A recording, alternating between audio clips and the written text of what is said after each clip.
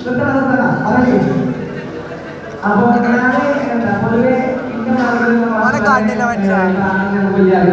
ഞാൻ ഫിസിക്സ് ആണ് കൈകാര്യം ചെയ്യാറുമ്പോൾ ഫിസിക്സ് അത്യാവശ്യം ഉള്ള സബ്ജക്റ്റ് ആണ്.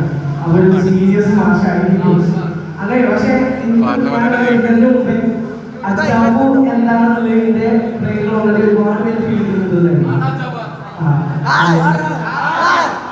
അവരോട് സാർ എങ്ങനെയാണ് എന്താണ് സാറിന്റെ സ്ട്രാറ്റജി അങ്ങനെ ഒരുപാട് സംഭവങ്ങൾ നടന്നു. പക്ഷെ അത് ഒരു പറയുന്നതും നമ്മൾ അനുഭവിക്കുന്നത് രണ്ടാണ്. അതില് ഞാൻ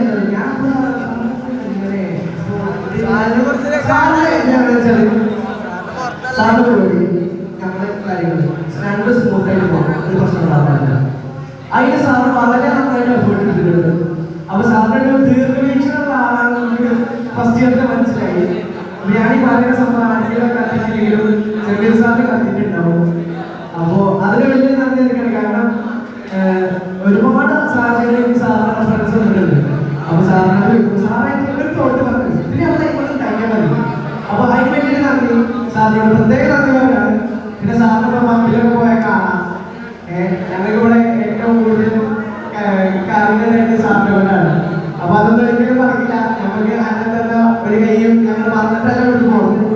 പിന്നെ അതുപോലെ ചെയ്തിരിക്കുകയാണെങ്കിൽ ശരി സാറ് സത്യം പറയാം ഫിസിക്സ് ലാബ് കാരണം ഒരു ദൈവത്തിൽ അതേമാതിരി ഫിസിക്സ് ലാബ് അത് വലിയൊരു പോസിറ്റീവ് സംഭവമായി. അപ്പൊ അതിന്റെ സാറിന് പ്രത്യേക നന്ദി അറിയിക്കുകയാണ്. പിന്നെ അവിടെ ഇല്ല എങ്കിലും ഞങ്ങൾ പാസിലാക്കും. കുറച്ച് ദിവസമായി സ്കൂളിൽ വന്നിട്ട് എവിടെയൊക്കെ കാണുന്ന ആവശ്യമായിട്ട് അവിടെയൊക്കെ നന്നായിരുന്നു. ചിലപ്പോൾ സ്കൂളിൽ വരാത്തവിടെ കേട്ടതാണ്. അപ്പോൾ നമ്മുടെ ഭാഗത്തിലും നന്ദി പറയാണ്. പിന്നെ നമ്മുടെ ഫസ്റ്റ് ഇയർസിനെ ഞങ്ങളെ ശർമ്മ ടീച്ചറോടല്ല അതായത് ഇംഗ്ലീഷ് ഞങ്ങൾക്ക് ഫസ്റ്റ് ഇയർ ഇംഗ്ലീഷ് ഉണ്ട്. ടീച്ചർ വളരെ രസകരമായിട്ട് ഇവിടെ ഏറ്റവും കൂടുതൽ ഞങ്ങൾ അനുഭവിച്ചിട്ടുണ്ടാവുക ടീച്ചറെയൊക്കെയാണ്. കാരണം എന്താ വെച്ചാല് ഞങ്ങൾ ടീച്ചർ വരും, ടീച്ചർ എടുക്കും, ഞങ്ങളെ പണി നോക്കും.